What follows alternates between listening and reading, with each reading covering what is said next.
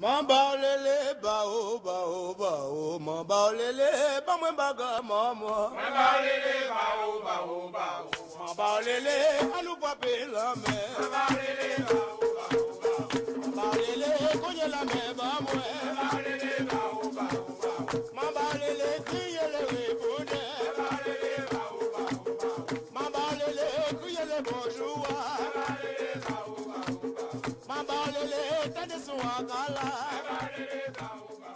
Nous allons passer une demi-heure en compagnie de l'écrivain Daniel Maximin et nous allons parler notamment de son dernier ouvrage publié cette année qui s'intitule Aimé Césaire, frère Volcan.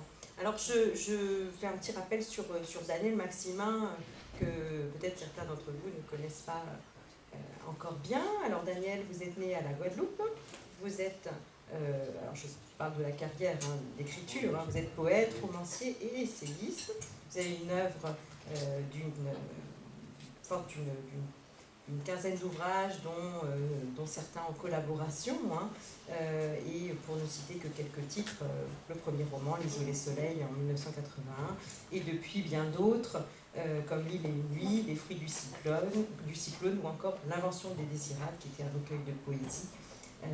Et une œuvre essentiellement publiée au Seuil. Vous avez aussi contribué à une œuvre majeure qui est la poésie complète d'Aimé Césaire, que vous avez fait paraître en 1994 au Seuil, avec notamment les derniers poèmes inédits jusqu'à présent. Mais nous sommes là pour parler... alors, je dois le rappeler, cette matinée, finalement, elle va être consacrée aux commémorations, puisque 2013, je pense que vous le savez tous, ça a été l'année du centenaire de la naissance d'Aimé Césaire, et pour la deuxième partie de cette fin de matinée, les 100 ans aussi de la naissance d'Albert Camus. Donc voilà, ces deux illustres écrivains, donc de la Guadeloupe comme de l'Algérie, sont nés la même année. Ils ont des points communs. Et ils ont des points communs. On pourra d'ailleurs y revenir, ce sera une agréable transition. Donc nous allons parler ce matin, Daniel, de Aimé Césaire, frère Volcan, qui, comme son nom l'indique, donc est un hommage que vous rendez à Aimé Césaire. Aimé Césaire, alors c'est un ouvrage très intime, je le dis déjà sur le mode narratif, puisque vous employez une technique de narration qui est quand même assez rare et difficile d'ailleurs lorsqu'on écrit. C'est celle de la narration à la deuxième personne. Vous êtes dans l'adresse à Aimé Césaire, ce qui donne tout de suite cette tonalité d'intimité et qui permet de faire ressortir finalement toute la connivence, d'abord littéraire puis amicale, qui vous lie. Cet ouvrage, c'est vraiment le cheminement d'une rencontre. La rencontre d'abord d'un enfant, d'un jeune adolescent avec une œuvre, puis dans les années 1960, au milieu des années 1960, après avoir vu jouer la tragédie du roi Christophe, la rencontre avec l'homme.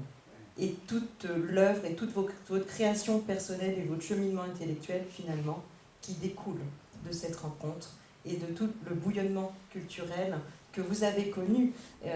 Parce que c'est plus que ça, vous racontez effectivement Césaire, mais vous racontez également tout le bouillonnement intellectuel qu'il y avait autour de Césaire et de ses acolytes, à l'instar de Gontran Dalmas, Césaire, ses amis aussi américains, afro-américains, etc., et présence africaine. Donc c'est vraiment, je me suis régalée, je vous le dis, j'ai pris beaucoup de plaisir à vivre avec vous ce bouillonnement littéraire de l'Afrique, de l'époque de présence africaine, quand Alioune Diop et son épouse étaient dans les murs, que les discussions se faisaient au Celtic, le café d'en face.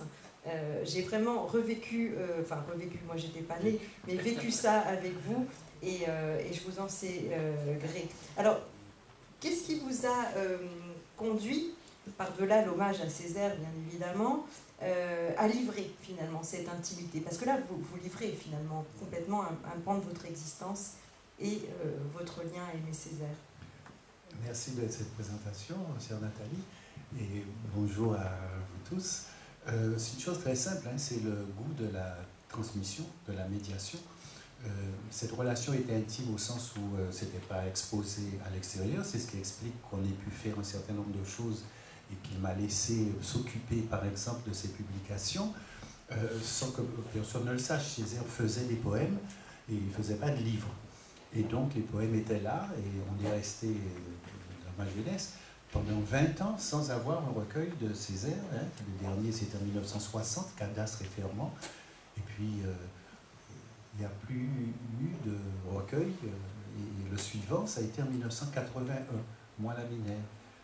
Parce que, voilà, et pour des raisons qu'on pourra dire, enfin, il voulait publier particulièrement les poèmes, c'était son monde intérieur.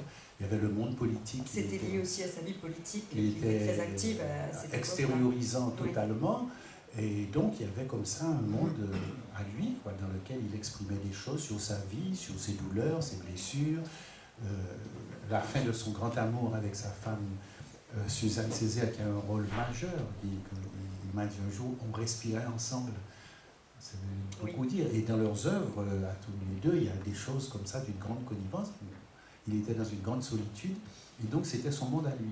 Puis moi, je voyais les choses, je disais, mais on a besoin, nous, et les jeunes, puisque tu écris, tu n'as pas le droit de ne pas le publier, parce que si tu n'écrivais pas, on peut laisser tranquille, mais puisque c'est là, et puis les poèmes étaient un peu partout, et donc, on dit, bon, écoute, tu t'occupes si tu veux, mais moi, non, comme ça. Et c'est comme ça que c'est né.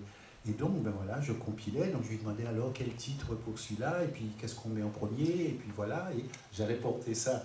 C'est comme ça qu'il y a eu donc ce recueil, Moi la Mineure, en 1981, 82, comme ça. Puis après, comme tu as dit, les œuvres complètes ramasser les autres. Finalement, qui correspondent au moment de sa retraite politique. Oui, voilà. Et de son retour au pays natal. Voilà, jusqu'au dernier texte et tout ça. Donc il y avait ça. Et c'est parce qu'il y avait une espèce de connivence, mais du coup, personne ne le savait. Moi, je ne me disais pas... Non, mais vous étiez l'ami et aussi... l'ami de confiance et le conseiller littéraire. Pas le conseiller littéraire, mais pour éditer, c'est-à-dire pour aller, parce que c'est tout un travail, lui, il n'était pas là-dedans, donc porter au seuil, fabriquer le volume, voilà. Et du coup, ça m'a fait voir des choses qu'aujourd'hui, qu'il est mort, j'ai dit, maintenant, il faut faire le récit de ça, il faut expliquer pour qu'on comprenne pourquoi ce poème-là, il a voulu le mettre en premier, pourquoi il y a des titres différents, des choses de ce genre-là, parce que nous avons le résultat, mais nous n'avons pas la genèse. Et c'est très important quand on voit les chemins de la création. Pourquoi un poète enlève un texte? Pourquoi un exemple très concret? Il a écrit un poème qu'il appelait Calendrier lagunaire. Et au moment où on faisait ce volume, en 1981, 82, je disais, bon, alors dans quel ordre on les met? Parce que Césaire écrit, il fait un texte, il appelait ça une éruption volcanique. Il dit, nous sommes des péléens, ça explose, on ne peut pas faire autrement, il est dans le bus ou ailleurs, et puis il griffonne, quand on voit ces brouillons qui, hélas, n'existent plus, il mettait à la poubelle quand c'était tapé, c'est toujours comme ça, de bas en haut, en travers, en oblique, comme ça. Oui. Et même la fin des... Vous évoquez cette écriture. Voilà. Et la fin des mots n'est même pas mis parce qu'il faut qu'il passe à la ligne suivante parce que ça a sorti comme un bouillonnement. Alors, il prenait la feuille, il la posait dans un coin. Vous voyez? Et donc, on a ramassé. Bon, alors, il n'y a pas de date, parfois, il n'y a pas de titre. C'était comme ça. Et donc, voilà, c'est intéressant. Bon, ben, maintenant qu'on va rassembler les 60, par exemple, dans quel ordre? Ah non, comme c'est pas important, il n'y a pas d'ordre. Donc il y a des poèmes qui ont une dizaine d'années, d'autres qui doivent dater du mois d'avant, et on ne sait pas. On s'en fout, c'est pas parce que c'est à chaque fois une éruption, donc c'est pas une continuité. Et donc voilà, donc c'est en désordre. Ensuite, il était, bon, il faut des titres. Ah ben non, c'est pas la peine, t'as qu'à mettre un numéro. Et donc, Moi la Mineure, il y a 1, 2, 3, 4, ce qui est bizarre pour un recueil de 1, 2, 3, 4, 5, 6, etc. Au moment où on a ensuite, et je pense que cet exemple concret, ça explique tout, ça, j'ai un tout petit peu de temps là-dessus, il reçoit les épreuves. Césaire, comme je dis, c'est le pire des personnes pour un éditeur, parce que chaque fois que vous lui donnez, il corrige autre chose. Il faut que ça retourne à l'imprimerie. Chaque fois que vous lui donnez, ah non, mais ça, hop, parce qu'une œuvre, c'est toujours en cours. On arrête un moment parce qu'on le publie, mais si on a l'occasion de recommencer, on va enlever un mot, il faisait ça tout le temps. Définitif n'existe pas chez le poète. C'est raturé, gratté, on change comme ça. Et donc là, il dit, ah non, quand même, c'est pas bien un numéro. Moi, je vais mettre des titres. Alors, il a fallu tout reprendre et il a mis des titres. On voyait comment ça se passait. Et puis, au moment des dernières épreuves, il me dit, ah, il y a quand même une chose, il y en a un que je vais mettre en premier. Ah, en premier, oui, ce que ça veut dire? Ça veut dire que tout va être décalé. Et ce premier, il faisait 3 pages. Donc, vous voyez, 1, 2, 3, ça veut dire, pour aller ensuite mettre les titres sur les pages de droite et tout ça, tout le volume a dû être refait. Mais on a dit, ah non, s'il y tient... Bon, et ça s'appelait Calendrier lagunaire. J'habite une blessure sacrée, j'habite sur cet espace imaginaire, j'habite... voilà. C'était important pour lui.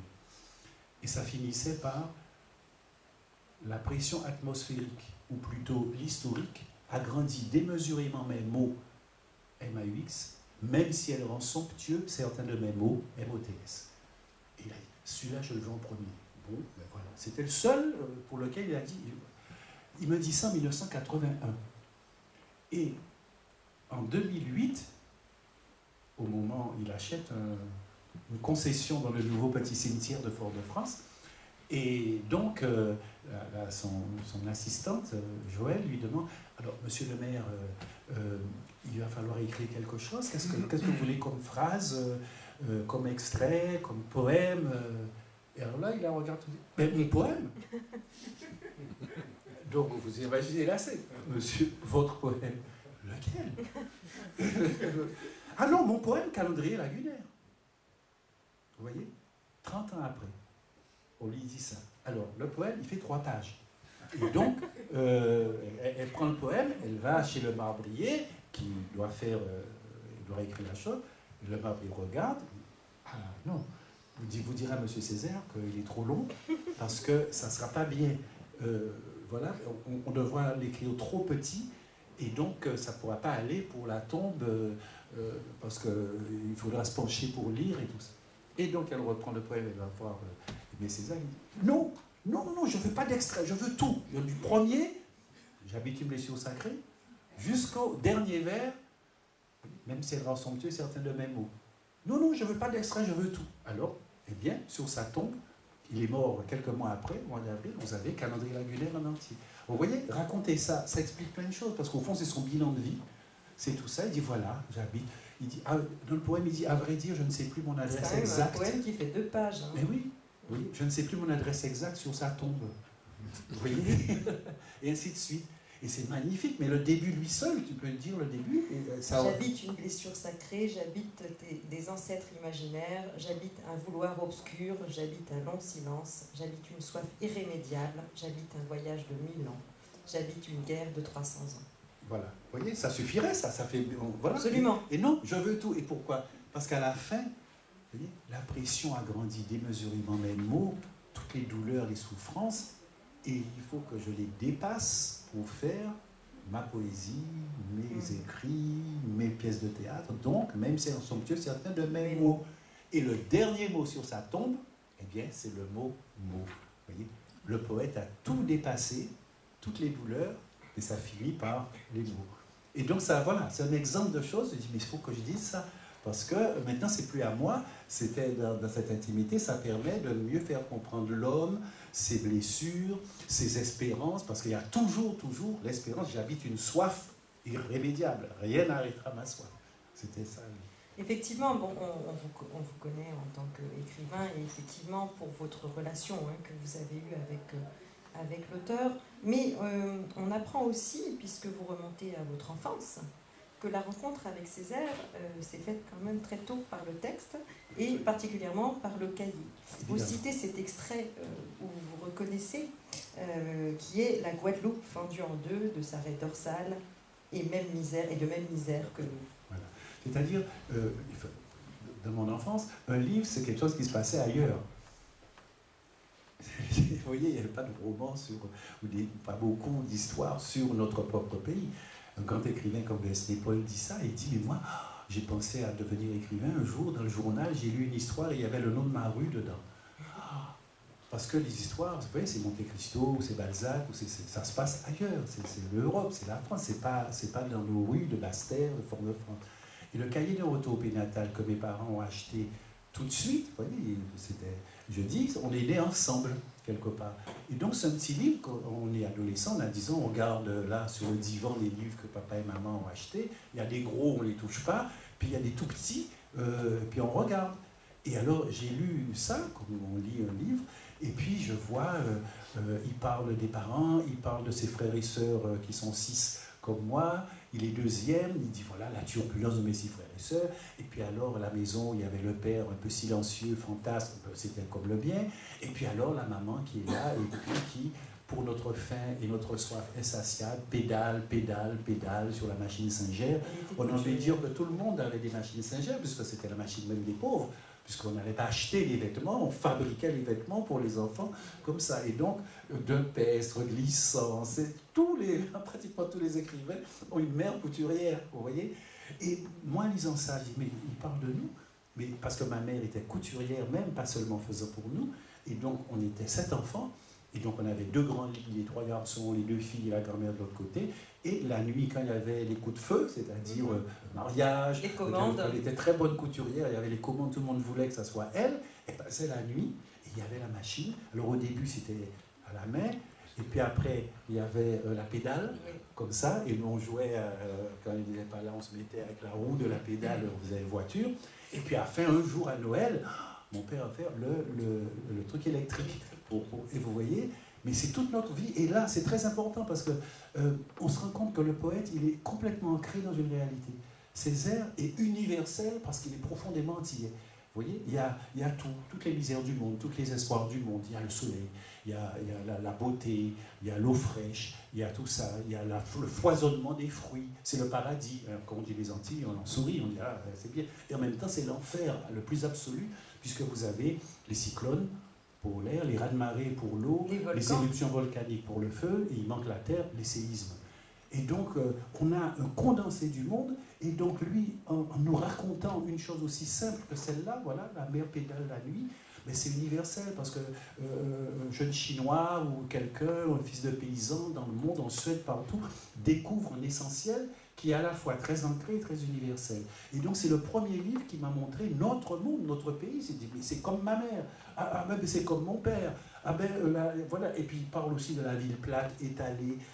C'est le début du livre, avec cette foule, et puis les caniveaux qu'il y avait, parce qu'il n'y avait pas le tout à l'égout.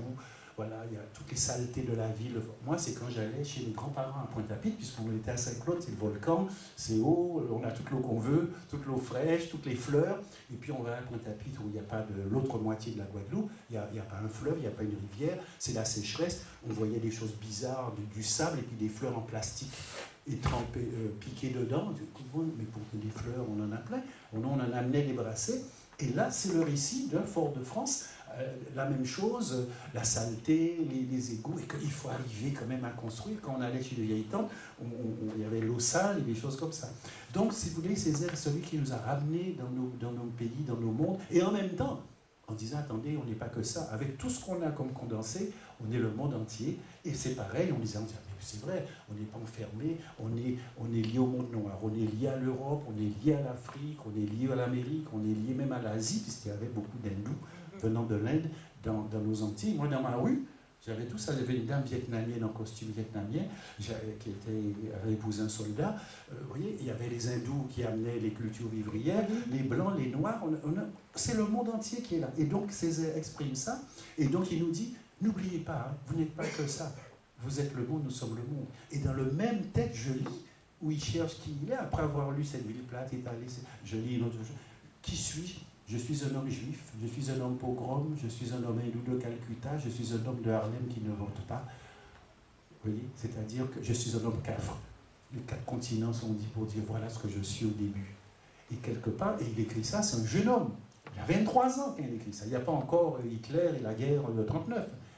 C'est pas encore. Mais il dit voilà, je suis porteur du monde entier, parce que le monde entier m'a construit, hein, les 4 éléments, tous les cataclysmes, toute l'histoire du monde, hein, il n'y a que les Esquimaux qui ne sont pas aux Antilles, et donc, ou bien je suis complètement mort de sang, je suis rien. Et Césaire disait, nous sommes des débris de synthèse, nous sommes des débris d'Europe, des débris d'Afrique, des débris de l'Asie, des débris des Amérindiens disparus. Alors, est-ce qu'on existe? Au début, on croit que non. Et puis, heureusement, grâce à l'œuvre, grâce au travail, Césaire a failli se suicider au début. Hein. Oui. On n'est rien. Mais, vous voyez, c'est quoi un Martiniquais? Ses profs qu'il avait lui disaient, attendez, quand vous écrivez un poème, il ne faut pas qu'on voit que vous soyez noir dedans. Donc il faut parler du ciel, les ciels bleus, le soleil, le machin, faire comme les Parnassiens qui étaient les maîtres de l'époque. Et lui, il ne voulait pas. Donc il disait, mais je fais rien, je déchire. Et on pense que s'il n'avait pas rencontré des gens comme Senghor qui lui ont montré une certaine pesanteur de l'Afrique, du passé, et Suzanne Césaire qui lui a dit, mais si, on existe, on est là. Et elle a simplement dit, tu sais, nous sommes des hommes plantes. Nous ne sommes pas des hommes arbres, nous sommes des hommes plantes. C'est comme la canne à sucre, il y a des choses comme le bananier, des choses qu'on peut couper d'un seul coup avec un sabre.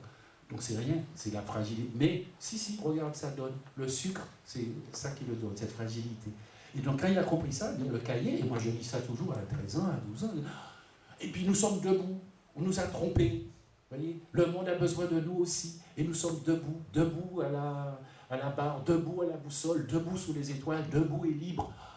Un adolescent qui découvre qui il est, qui cherche, et il dit ça y est, on existe, et puis on part dans la vie et dans le monde. Donc c'est vrai que c'est ce livre, que ce qui a porté, mais surtout, non pas au sens d'influence pour faire pareil, c'est surtout pas ça, toute la génération de Césaire. Non, c'est la filiation qui... Exactement, c'est-à-dire, on est frères, c'est pour ça que le livre s'appelle Frère Volcan, comme il m'appelait, parce que c'est pas, on a trouvé des papas qui vont nous dire ce qu'il faut faire, on va imiter, toute présence africaine, tous, Damas, Senghor, ils recevaient des jeunes.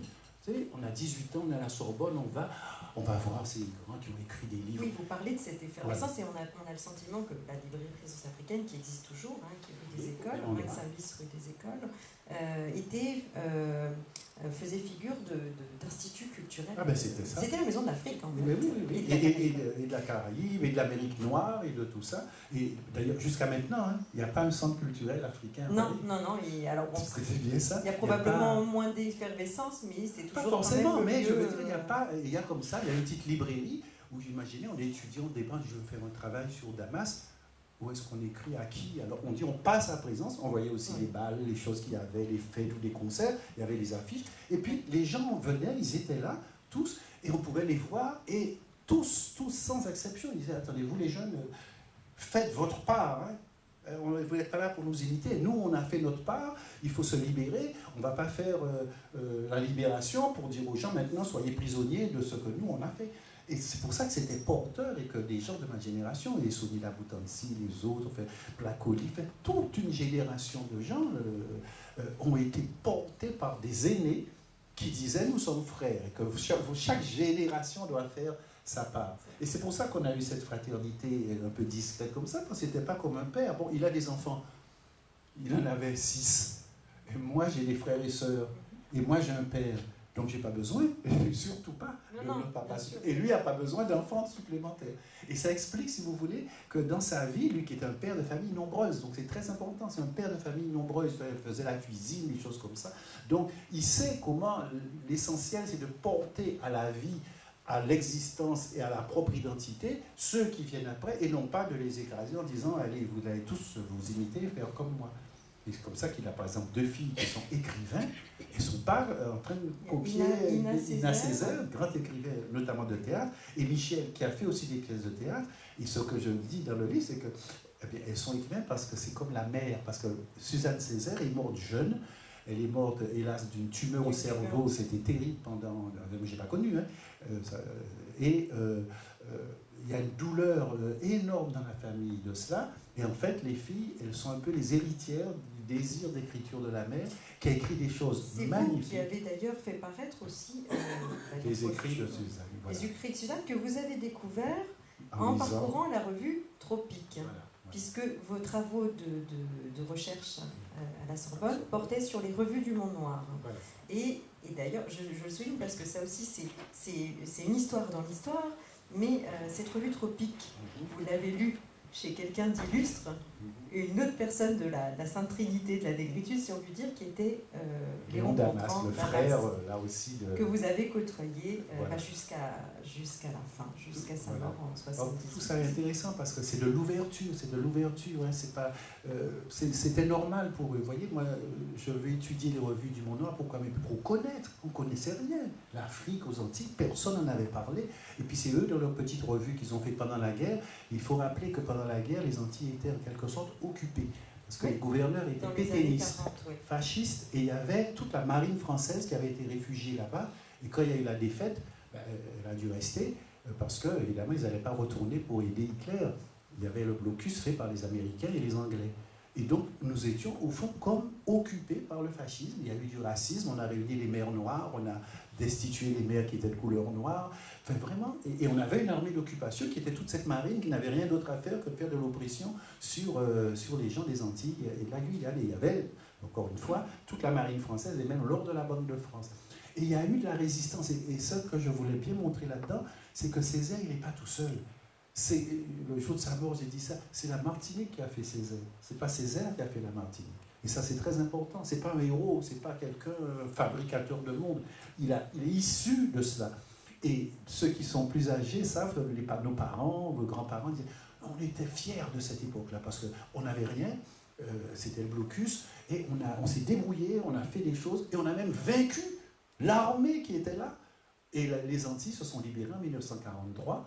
Et c'est important parce que le petit jeune homme Césaire, qui à ce moment-là avait 28 ans avec sa femme jeune, ils avaient déjà 3 enfants, elle était enceinte, elle en a eu 2 pendant la guerre. Donc vous voyez qu'en tant que famille, ils avaient beaucoup à faire. Ils ont dit, on va faire avec les copains profs au lycée, hein, des jeunes, c'est pas des vieux grands hommes qu'on connaît maintenant. C'est une bande de jeunes, ils ont dit, il faut qu'on fasse quelque chose, on va faire une petite revue. Vous imaginez, avec du papier, il fallait demander à la censure. La censure enlevait la moitié des articles. Elle laissait passer des gens, bon, ils parlent de Peggy, ils vont parler de choses comme ça, c'est bien pour les jeunes, ils les occupent, on laisse passer, jusqu'au jour où ils ont interdit la revue en 1943, ils ont failli aller tous en prison. Mais comme il y a eu la libération, ça a pu se faire. Et voilà ce qu'il écrit, première fois on entend parler Aimé Césaire, le monde a besoin de nous aussi, nous sommes de ceux qui disent non à l'ombre. C'était la préface de cette petite revue qui était vendue dans une mercerie, dans une librairie du coin que personne connaissait. Et c'est le premier écrit qu'on connaît d'Aimé Césaire. Il y a une citation que j'ai relevée d'ailleurs d'un écrit d'Anthropique qui est dans la continuité de ce que vous dites, c'est « Nous sommes de ceux qui savent qu'il faut combattre partout. Et la leçon de vos ancêtres qui ont résisté à l'esclavage et qui l'ont aboli, c'est celle qui dit que la résistance à l'esclavage n'a pas de race ni de couleur et qu'elle a été dans l'histoire la pionnière internationale des résistances. » Voilà, ça c'est vraiment le message essentiel. Et ça fait partie de ses premiers écrits. Absolument, dès le début. Mais parce que, comme je l'ai dit tout à l'heure, on est 4 continents pour faire une île. Alors comment on peut être que pour les blancs, ou les noirs, ou les jaunes, ou les rouges, ou les verts? C'est comme si on mutile une partie de nous-mêmes. Et quelque part, Césaire dit ça, oui. Nous, d'être antillais, ça nous donne, même dans le sang, dans la réalité, cette conscience que l'homme, il est homme avant d'être de tel pays, de tel endroit, etc. Et donc il dit, mais nous on va dire ça.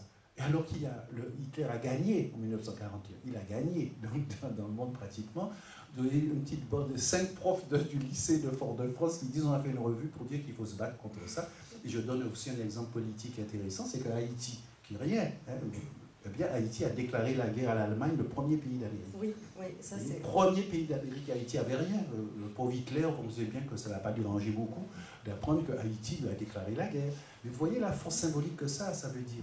Et pour prendre un autre exemple que certains connaissent, Frantz Fanon, un petit jeune homme qui a 16 ans et 15 ans et demi, s'est engagé pour la guerre en volant 2 costumes de son père, du tissu que son père avait pour faire un costume, pour payer quoi, le canot, parce que la résistance chez nous, ça consistait à aller dans l'île anglaise d'à côté, c'est-à-dire chez les Alliés, où attendait la France libre et les gaullistes. Et à ce moment-là, après, on les emmenait aux États-Unis, dans le New Jersey, fabriquer les bataillons antillais de la France libre qui ont participé à la libération du Sud jusqu'à Strasbourg. Et on le sait peu, Strasbourg a été libéré par les bataillons antillais en remontant le Rhône. Et le petit Frantz Fanon, il a eu une blessure là. Donc vous voyez, c'est l'universel, quoi. C'est ce qui est dans le sang et qui fait qu'il faut exprimer son particulier et faire ça. Et c'est vrai que quand on lit Tropique, Césaire me disait, mangez pas ça, vous savez, chez moi, ça rentre, ça sort, les enfants, ils prennent les pour offrir aux copains, il n'y a rien chez moi. Il y a une personne qui pourrait avoir ça à Paris, c'est Damas, parce que chez lui, tout rentre et sort. Même ce qui n'est pas à lui, il rentre, mais ça ne sort pas. Et donc, je le vois, il me dit, ah oui, je peux vous montrer Tropique, mais il n'est pas question que je vous prête ça, parce que chez moi, tout rentre et rien ne sort. Et là, donc, vous viendrez chez moi. Vous vous rendez compte, le poète, le Pygmalion Névraliste me dit, vous allez venir, vous allez être sur la table dans la salle à manger. Vous racontez que vous faites vos lectures. Et donc, je passe des semaines avec ce grand poète. Et à déjeuner avec lui. Mais oui, parce qu'il fait à manger, donc voilà pour lui. Et là aussi, c'est intéressant, c'est pas pour l'anecdote que je raconte, c'est parce qu'on voit l'imprégnation d'un poète dans sa propre vie, ses propres douleurs. Il était amoureux, mais Damas était amoureux. Une femme qui était au Brésil. Oui. Et il téléphonait, et à l'époque, il fallait demander le numéro, et puis on vous rappelait, c'est pas un SMS comme maintenant. Oui. Et donc il était dans une espèce d'inquiétude, et moi, je voyais que c'était ça qui était dans les poèmes. Et donc on a, comme ça, on dit, c'est comme les mots MAUX et les mots MOTS en traduction. Il avait son espérance, il a épousé après, il est venu, etc. Mais on voit bien, on dit, ah oui, quand même, un écrivain, c'est ça, un poète, c'est ça. C'est une espèce de sincérité de vie et de problème, d'angoisse, mais il faut que ça se traduise dans quelque chose qui va donner aux gens de l'espérance, de la création, ou des choses comme ça. Voilà. Dos à dos, je ne, tu ne, nous ne savons plus rien de l'un, plus rien de l'autre, si ce n'est ce désir que nous avons de ne plus rien savoir de l'un de l'autre. Voilà. Le poète arrive à écrire ça pour parler de la séparation. Voilà. Et donc, tout ça m'a poussé moi-même à l'écriture, non pas en influençant, en disant « je vais faire comme eux », non, faites votre part, et on est dans autre chose, mais on sait que c'est quand même quelque chose qui est vital, qui est important, et qui explique au milieu de toutes ces blessures, de tout cet universel qui prennent en charge, hein, le monde a besoin de nous aussi. Premier texte, lui, des nécessaire, puisque le cahier de retour au pays natal qu'il avait publié en 1939 dans une petite revue, il n'avait pas emporté là-bas, personne n'a jamais lu ça. Il s'est paru en 1956. Il est paru en 1947, en 1956 la dernière édition, mais en 1947 pour la première fois. Oui, donc voilà, tout ça nous montre quel est cet homme, comment il a pu exister, et aussi de manière collective et pas seulement comme un solitaire. C'est comme ça d'ailleurs qu'on apprend que le cahier a été écrit en Croatie. Oui. Il était en vacances parce qu'il n'avait pas de sous, donc il était à Paris à l'école normale supérieure, restant là, quoi. Et puis il y a un copain croate, sans sous non plus, qui lui dit, mais écoute, tu peux pourquoi payer le train en 3e classe, et tu viens chez moi, il y a ma mère, et tu n'auras rien à payer. Et donc il a été comme ça. Et il arrive chez la mère, il y avait la mer, et c'est les îles de Croatie, des petits îlots comme ça. Et puis, lui, comment ça s'appelle tout ça? Martinska. Et elle lui dit, Martinska. C'est-à-dire Saint-Martin, dire Martinique. Et c'était un choc, il dit, je suis là, et en plein centre d'une Europe, je ne connais même pas Croatie, où c'est, et puis, Martinique. Il a dit, je vais acheter un cahier à son copain, Peter Gubena, Pierrot, il l'appelait, il avait traduit en Pierrot, je vais acheter un cahier, et là, il commence à écrire cahier d'un retour au pays natal. Parce que il a retrouvé la Martinique dans un endroit où il allait passer 3 semaines avec un copain, un endroit paumé d'Europe pour lui. À l'époque, c'était... Ben oui, et il retrouve, et ça lui a donné l'inspiration. Il faut que je parle de mon pays, il faut que je raconte la Martinique. Prise de distance qui lui a donné l'inspiration. Et c'est la littérature, c'est-à-dire qu'on est là, mais on n'est pas là, et il faut le dire, et on est loin, et donc, quelque part, il faut marquer le souvenir, la mémoire. C'est pas étonnant si ce sont des livres qui, la plupart, n'ont pas été écrits sur place, ont été écrits dans la distanciation pour faire connaître à ceux qui n'y sont pas. On pourrait continuer très longtemps sur cet ouvrage qui est vraiment foisonnant d'informations et on vous sent c'est gré, Daniel Maximin. Juste pour terminer, alors je voulais juste préciser sur le titre de l'ouvrage, Aimé Césaire, Frère Volcan. Vous évoquez votre amitié avec un auteur qui est Vincent Clacoli et justement, Frère Volcan, c'est le titre d'un très beau livre d'un roman de Clacoli. Clacoli. Au moment où vous-même vous écriviez Soufrière. Soufrière, voilà. Vous voyez, Volcan, Soufrière. Mais Césaire nous disait, nous sommes des Péléens. Vous voyez, c'est tout petit, 900 km² la Martinique, 900 km², et je vous dis qu'il y a les 4 continents dedans. Mais comment on peut faire? Vous voyez, si vous prenez l'Espagne, la Chine, la Suède et le Congo, et puis vous les mettez dans la même île. Comment? Donc c'est des condensés. C'est ça. Il dit, nous sommes le plus petit canton de l'univers, mais dans lequel l'univers entier se trouve construit. Alors, c'est pas facile à lire, évidemment, et donc, ça éclate.